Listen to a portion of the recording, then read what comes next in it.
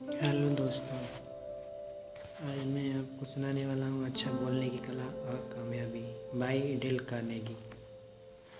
पुस्तक की दक्षता उस व्यक्ति के समान होती है जो किसी विशेष या अपने दृष्टिकोण के द्वारा ऊर्जा के प्रथम स्रोत तक पहुँचता है। पुस्तक में सुझावों के अभिव्यक्ति बेहद प्रभावशाली हो सकते हैं, लेकिन यदि विषय के प्रति लेखक का दृष्टिकोण गलत हो तो अच्छे से अच्छा सुझाव भी अप्रभावशाली प्रतीत हो सकता है। तो फर्स्ट हम लोग सुनते हैं दर्शकों के समझ भरोसा हासिल करना। इसके लिए आप लोगों को दर्शकों के सम्मुख अक्सर एक असाधारण उत्तेजना का अनुभव होता है। दर्शकों की उत्सुकता से भरी आंखें इस उत्तेजना को जन्म देती हैं। दर्शकों की आंखों से आंखें मिलाने पर यह उत्तेजना और प्रखर हो जाती है। अधिकतर वक्ता इस अनजाने लेकिन वास्तविक माहौल से फैले महसूस की जाने वाली क्षणिक एवं बयान न की जा सकने वाली शिहरण से उत्तेजित होते रहे हैं। अधिकतर लेखक यह भी मानते हैं कि वक्ता की आंखें दर्शकों को आकर्षित करने का भी काम करती हैं। यह एक ऐसा प्रभाव है जो मौजूदा चर्चा में शामिल चित्रण के विपरीत है। वक्ता पर दर्शकों की गड़ी आंखों का प्रभाव केवल शुरुआती दौर में पड़ता है। जैसे ही वाक्पटुता का सौंदर्य प्रकाशित होता है, दर्शकों की आंखों में छुपा भय छटने लगता है। विलियम पिटेजर तत्कालिक भाषण के द्वारा कहते हैं कि सार्वजनिक तौर पर बोलने का प्रशिक्षण ले रहे छात्र अक्सर पूछते हैं कि दर्शकों के समक्ष व्याकुलता और भय की भावना पर कैसे काबू पाया जाए। रेलगाड़ी में सफ़र करते समय क्या आपने कभी पास के मैदानों में घास चर रहे उन घोड़ों की तरफ ध्यान दिया है जो रेलगाड़ी की गड़गड़ाहट के बावजूद एक बार भी सिर उठाकर नहीं देखती, जबकि थोड़ी दूर पर स्थित स्टेशन के पास से जब रेलगाड़ी गुजरती है तो किसानों की पत्नी डरे हुए घोड़े को संभालने में जुटी नजर आती हैं। गाड़ियों की आवाज़ से डरने वाले घोड़े का भय दूर करने का क्या उपाय है? क्या उससे ऐसे दूर दराज इलाके में चराया जाए जहां मोटर गाड़ियां न आती हों, या उसको ऐसी जगह पर अक्सर ले जाना चाहिए जहां आमतौर पर मशीनों की गड़गड़ाहट सुनने को मिलती हो। इस उदाहरण के जरिए अपने भीतर छुपे व्याकुलता और भय को दूर करो। दर्शकों का बार बार सामना करने से हिचकिचाहट दूर हो जाती है। किसी लेख को पढ़कर मंच के भय से मुक्त होना संभव नहीं है। पुस्तक के जरिए पानी में बर्ताव करने के उत्तम सुझाव तो मिल सकते हैं, लेकिन तैराकी सीखने के लिए पानी में छलांग लगानी ही पड़ती है। हालांकि आजकल कई ऐसे तैराकी की पोशाकें मौजूद हैं जिनको पहनकर समुद्र के किनारे भी गीला हुए बिना मौज मस्ती की जा सकती है, लेकिन इन पोशाकों को पहनकर तैरना नहीं सीखा जा सकता है। तैराकी सीखने के लिए पानी में कूदना ही एकमात्र रास्ता होता है। भाषण से पहले अभ्यास और केवल अभ्यास के जरिए ही दर्शकों के समक्ष पैदा होने वाले भय से मुक्त हुआ जा सकता है। जैसे तैराकी में विश्वास जमाने के लिए अभ्यास अति महत्वपूर्ण है, उसी प्रकार बोलने के जरिए ही बोलने का पाठ सीखा जाता है। यदि शुरुआती दौर में मंच से भय लगता है तो इससे निराश नहीं होना चाहिए। निपुण से निपुण वक्ता कुछ अनजाने कारणों की वजह से आज तक मंच के भय से नहीं उबर पाए हैं। विषय में पूर्णतया तल्लीन हो जाओ। घोड़े के खुरों में नाल ठोकते वक्त कई बार लोहार घोड़े के नथनों में कसी नकेल को कस देता है। इस तरह घोड़े का ध्यान नाल ठोकने की प्रक्रिया से हट जाता है। गिलास में मौजूद हवा निकालने के लिए उसमें पानी भरना पड़ता है। भाषण देते वक्त लोहार के घरेलू नुस्खों का पालन करना चाहिए। यदि आप भाषा से संबंधित विषय को गहराई से समझते हैं तो अतिरिक्त सोचने का रास्ता खुद ब खुद खुल जाता है। एकाग्रता भटकाव से मुक्ति पाने का एक सरल उपाय है। मंच पर पहुंचने के बाद अपने कोट में मौजूद छेद के बारे में सोचना व्यर्थ है। मंच पर केवल अपने भाषण पर ध्यान एकाग्र करना चाहिए। दिमाग में केवल भाषा से संबंधित सामग्री का विचार होना चाहिए। जैसे पानी भरकर गिलास से हवा को बाहर निकाला जा सकता है, उसी प्रकार विचारों के माध्यम से उत्तेजना और भय से भी छुटकारा पाया जा सकता है। व्याकुलता अनावश्यक व्याकुलता को जन्म देती है। यह केवल विशुद्ध अभिमान के समान होगा। यदि सामने मौजूद एक दूसरे बड़े महत्व को समझते हुए भी आप अपने दिमाग की स्वयं के विचारों से भर लें, सच्चाई कठोरतापूर्वक इस महत्व का बोध कराती है और हिचकिचाहट व्याकुलता को निष्क्रियता में बदलने का काम करती है। यदि रंगमंच में आग लग जाए तो आप तेजी से मंच के ऊपर पहुंचकर दर्शकों को बाहर निकलने की राह दिखा सकते हैं। दरअसल ऐसे मौक़ों पर कार्य का महत्व जहन में मौजूद भयभीत विचारों को बाहर निकाल फेंकता है।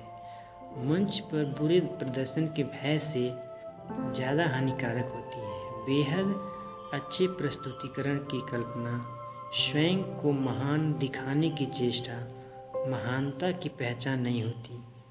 व्यक्ति को अपना सही आचरण दर्शाने के लिए न तो ज़्यादा निपुण दिखने का प्रयत्न करना चाहिए और न ही ज़्यादा बड़ा जानकार दिखने की कोशिश करनी चाहिए। जानकारी के लिए बता दें कि अहंकार सबसे ज़्यादा प्रदर्शित होने वाला व्यवहार होता है। बोलने के लिए कुछ होना चाहिए। वक्ताओं के साथ सबसे बड़ी परेशानी यही है कि वह दर्शकों के समझ खाली दिमाग के साथ पहुंच जाते हैं। इसमें कोई आश्चर्य नहीं है कि प्रकृति खालीपन से घृणा करती है, लिहाजा खालीपन को आसपास मौजूद सामग्री से भर देती है। दिमाग में अक्सर ऐसे विचार आते हैं कि क्या मैं सही कर रहा हूँ? मेरे बाल कैसे दिख रहे हैं? ऐसे वक्ताओं के भविष्य सूचक विचार अक्सर सही सिद्ध हो जाते हैं और जाने अनजाने गलतियाँ हो जाती हैं। अर्थात भाषण से पहले नकारात्मक विचारों से बचना चाहिए। विषय की संपूर्ण जानकारी होना पर्याप्त तैयारी नहीं मानी जा सकती। आत्मविश्वास हासिल करने के लिए विषय विशेष पर पकड़ मजबूत होनी चाहिए। बिना तैयारी या विषय के बारे में कम जानकारी के साथ दर्शकों के सम्मुख पहुंचने पर वक्ता व्याकुल प्रतीत होता है। दर्शकों का समय खराब करने के लिए शर्म का भी आभास होता है। इसलिए बेहतर है कि उचित तैयारी के साथ मंच पर पहुंचा जाए। भाषण से पहले विचार और विचार प्रस्तुत करने का अंदाज निश्चित कर लेना चाहिए। शुरुआती वाक्यों की तैयारी बेहद अच्छी होनी चाहिए। ऐसा करने से भाषण के शुरुआत में सही और सटीक शब्द खोजने में वक्त खराब नहीं होता। इसके अलावा भाषण के विषय पर मजबूत पकड़ हावी नहीं होता। बेहतर तैयारी के साथ कामयाबी की उम्मीद रखें। अपने व्यवहार में संकोच के साथ विश्वास भी जाहिर करें। अति विश्वास हानिकारक होता है, लेकिन नाकामी के पूर्वाभास को झेलना और ज़्यादा हानिकारक होता है। निर्भीक व्यवहार दर्शकों का ध्यान खींचने में सहायक साबित होता है, जबकि एक खरगोश दिल डरपोक वक्ता मुसीबत को न्योता देता है। दर्शकों की उपस्थिति में नम्रता को व्यक्तिगत छूट के तौर पर प्रस्तुत नहीं करनी चाहिए। इस पुरानी सोच के मुकाबले आधुनिक सोच ने अपना स्थान बना लिया है। वक्ता के व्यवहार में नम्रता होना गलत नहीं है, लेकिन व्यवहार में दर्शाई गई नम्रता में दब्बूपन का एहसास नहीं होना चाहिए। चार्ल्स डिकेंस की शान में आयोजित किए गए एक रात्रि भोज में वाशिंगटन इरविन ने डिक्सन का परिचय करवाया। भाषण के मध्य में इरविन हिचकिचाहट की वजह से शर्मिंदा हो गए और अटपटे ढंग से बैठ गए। अपने एक मित्र की तरफ घूमते हुए उन्होंने कहा, मैंने तुम्हें कहा था मुझे नाकामी मिलेगी और मैं नाकाम रहा। यदि आप सोचते हैं कि आप नाकाम रहेंगे तो आपके लिए आशा की कोई जगह नहीं है, आप नाकाम ही होंगे। इस धारणा से छुटकारा पाइए कि मैं एक लाचार हूँ, मिट्टी में सना कीड़ा हूँ। आप ईश्वर के समान हैं जिसमें कई विशेषताएं हैं। यदि आप पहले से तैयार हैं तो सब ठीक ही होगा।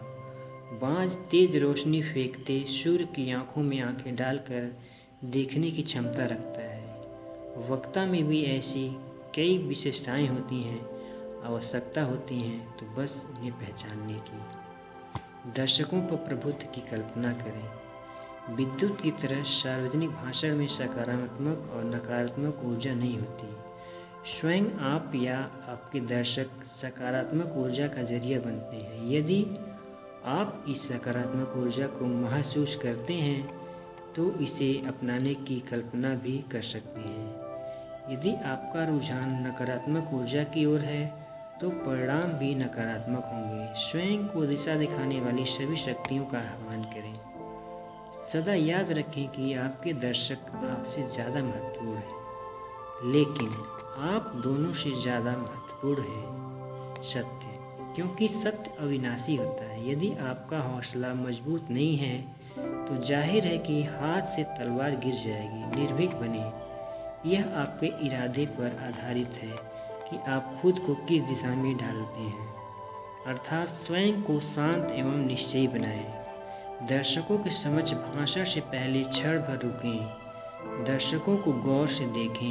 एहसास करें कि दर्शक आपकी जीत की कामना करते हैं, क्योंकि ऐसा कोई व्यक्ति नहीं है जो अपना कीमती समय एक नीरस वक्ता के लिए खर्चा करने की इच्छा रखता है। संकेतों से निष्कर्ष निकालना। भाषण शुरू करने में जल्दीबाजी न दिखाएं। जल्दीबाजी से नियंत्रण कमज़ोर हो जाता है। क्षमा याचना न करें, यह ज़रूरी नहीं है, और अगर भी है भी तो इससे काम नहीं बनेगा। सरलतापूर्वक आगे बढ़ते रहें। एक लंबी सांस भरें, मन को शांत करें और आम बातचीत के लहजे में फिर से ऐसे शुरुआत करें जैसे किसी घनिष्ठ मित्र से बात कर रहे हों। यह व्यवहार कल्पना के मुताबिक खराब महसूस नहीं होगा। वास्तव में यह व्यवहार एक सुखद डुबकी लगाने के समान है। डुबकी लगाने के बाद आप महसूस करेंगे कि पानी शीतल है। सच तो यह है कि इस व्यवहार को कई बार अपनाने के बाद ऐसे मौक़ों पर आप स्वयं उस आनंदित शीतल डुबकी की कल्पना करने की आदी हो जाएंगे। भय से छुटकारा पाइए। बेकाबू भय बुज़दिली का कारण बन जाता है। बहादुर लोग भय को पहचानते जरूर हैं, लेकिन उसे प्रदर्शित नहीं करते हैं। घुटनों में होने वाली थरथराहट पर काबू रखें और मजबूती से दर्शकों का सामना करें। दर्शकों के बीच किसी कोने में आपकी जीत छुपी होती है। उस जीत को हासिल करें। हिम्मत दिखाने वाले व्यक्ति को ही कामयाबी मिलती है। शब्दों की माला बुनकर हौसलों का प्रदर्शन कीजिए। याद रखें, काबिलियत के बावजूद हिम्मत न रखने वाले काहिल व्यक्ति को न तो पुरस्कृत किया जाता है और न ही उनकी यादगार में स्मारक स्थापित किए जाते हैं। क्या यह एक संकीर्ण सोच है? इंसान को सहानुभूति की नहीं, मामूली से प्रोत्साहन की ज़रूरत होती है। इसमें कोई दो राय नहीं कि अकेली या फिर संयुक्त रूप से मनोदशा तंत्रिकाएं रोग और प्रशंसनीय नम्रता वक्ता के भाषण में गुस्ताखी का भाव पैदा कर सकती हैं। लेकिन इसमें भी कोई शक नहीं है कि ज़रूरत से ज़्यादा सम्मान की भावना इस कमजोरी को ज़्यादा प्रखर बना देती है। निर्भीक मनोदशा में जीत हासिल करना सरल होता है। प्रोफेसर वाल्टर डेल स्कॉट ने कहा है, क्षमता के मुकाबले कारोबार में कामयाबी और नाकामी की ज़्यादा बड़ी वजह मानसिक दृष्टिकोण होता है, और इस दृष्टिकोण को हासिल करने का एकमात्र रास्ता है कि इसको हासिल किया जाए। इस बुनियादी अध्याय में हमने जानने की कोशिश की है कि अच्छा वक्ता बनने के लिए किन जरूरी पहलुओं पर ध्यान देना चाहिए। इनमें से अधिकतर सिद्धांतों पर आगे विस्तार से चर्चा की जाएगी। माननीय ग्लैडस्टोन के मुताबिक चर्चा के योग्य सभी अध्याय किसी सार्वजनिक प्रेस से ज़्यादा कारगर सिद्ध होंगे और न्यायकर संगत आत्मविश्वास से संबंधित चर्चा का जिक्र बार बार किया जाएगा।